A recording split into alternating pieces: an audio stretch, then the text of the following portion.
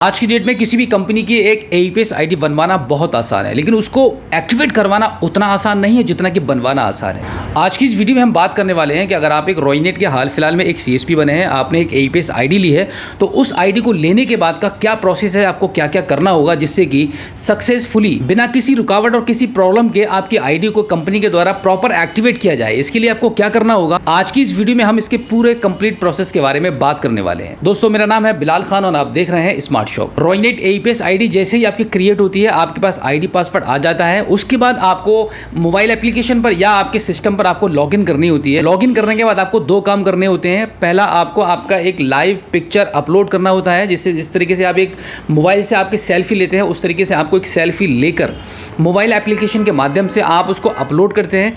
उसके बाद आपको ई-केवाईसी करनी होती है। इसका जो पूरा प्रोसेस है, इसकी एक वीडियो ऑलरेडी हम बना चुके हैं, इसका लिंक आपको डिस्क्रिप्शन में मिल जाएगा और आई बटन पर भी जाकर आप इसको क्लिक करके देख सकते हैं। जैसे ही आप ये दो काम कर देते हैं, आपका फोटो कैप्चर करके आप ई-केवाईसी कर देते हैं, उसके कुछ मिनट के बाद कंपनी की तरफ से आपको एक वेलकम एंड वेरिफिकेशन कॉल आता है। उस कॉल पर आपसे कुछ डिटेल पूछी जाती है, जो डॉक्यूमेंट्स आपने दिए होते हैं उसके अकॉर्डिंग आपसे पूछा जाता है। उसके अकॉर्डिंग आपसे कुछ वेरिफिकेशन होते हैं जो कि आपको करवाने होते हैं ऑन कॉल। अगर आप वेरिफिकेशन करवाने में फेल हो जाते हैं तो उसी टाइम आपकी आईडी को रिस्क टीम के द्वारा बंद कर दिया जाता है और फिर आपकी आईडी तभी प्रॉपर एक्टिवेट हो पाती है जब आप कंप्लीट ये प्रोसेस कर पाते हैं। जब भी आपके पास फर्स्ट टाइम वेलकम कॉल आती है कंपनी की तरफ से, अगर पहली बार में आप सपोज कभी कभी किसी का नंबर बंद होता है, कभी कभी आप बिजी होते हैं, आपकी रिंग जारी होती है, आप कॉल को पिक नहीं कर पाते हैं, तो फिर उसके बाद 2 घंटे के बाद फिर से कंपनी आपको कॉल करती है और इस तरीके से 3 अटेम्प्ट किए जाते हैं आपसे वेरिफिकेशन करने के, आपका वेलकम करने के लिए ऑन कॉल। बट अगर आप तीनों बार रेस्पॉन्स नहीं कर पाते हैं तो उसके बाद कंपनी उठाकर आपकी आईडी को डीएक्टिवेट कर देती है। ओवरऑल जब आपका वेरिफिकेशन कंप्लीट नहीं हो पाता है 3 कॉल करने के बाद भी, तो उसके बाद कंपनी आपको एक सस्पेक्टेड सीएसपी समझकर आपकी आईडी को क्लोज कर देती है।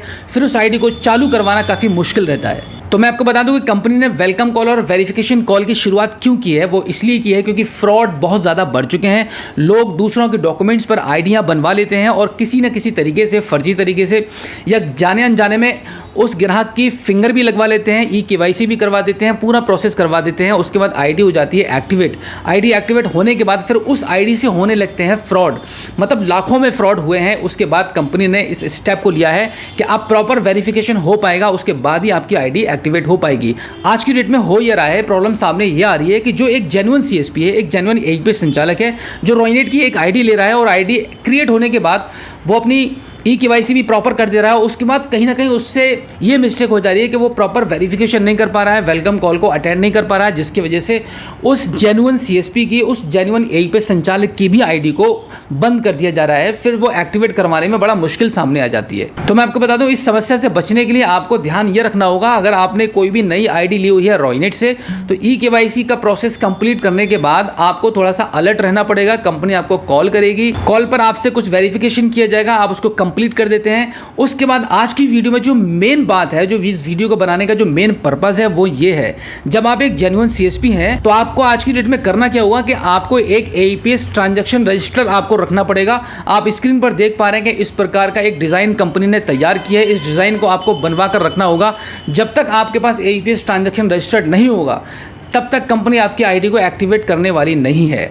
जब भी आप एईपीएस आईडी को लेते हैं रॉयनेट की खास तौर से, तो आपको जिस डिस्ट्रीब्यूटर से आप आईडी ले रहे हैं, तो उसके व्हाट्सएप नंबर पर, यानी कि आपने भी अगर हमसे आईडी ली हुई है तो आप हमारे इस दिए गए कॉन्टैक्ट नंबर पर, इस नंबर पर आप हमें अपने रजिस्टर के साथ में अपनी शॉप का एक पिक भेजिएगा जहां पर आप बैठे हुए हों, रजिस्टर आपके पास में रखा हुआ हो, जिससे कि कंपनी ये श्योर कर ले कि आप एक जेन्युइन सीएसपी हैं और रजिस्टर भी मेंटेन करते हैं। यानी कि रजिस्टर पे आज की डेट में कंपनी फोकस क्यों कर रही है, वो इसलिए कर रही है क्योंकि फ्रॉड बहुत ज़्यादा बढ़ चुके हैं। कंपनी से जब उसका हिसाब मांगा जाता है कि आपके इस सीएसपी ने, आपके इस एईपीएस संचालक ने इतने लाख का घोटाला किया है, इतना लाख का फ्रॉड किया है, गवर्नमेंट कंपनी से रजिस्टर्ड मांगती है कि आपके सीएसपी का हमें रजिस्टर चाहिए कि कैसे कैसे ट्रांजैक्शन किए हैं। सीएसपी गायब है, सीएसपी ने फ्रॉड करके भाग चुका है, कंपनी के पास कोई डिटेल नहीं है, तो पेनल्टी कंपनी को भुगतनी पड़ती है।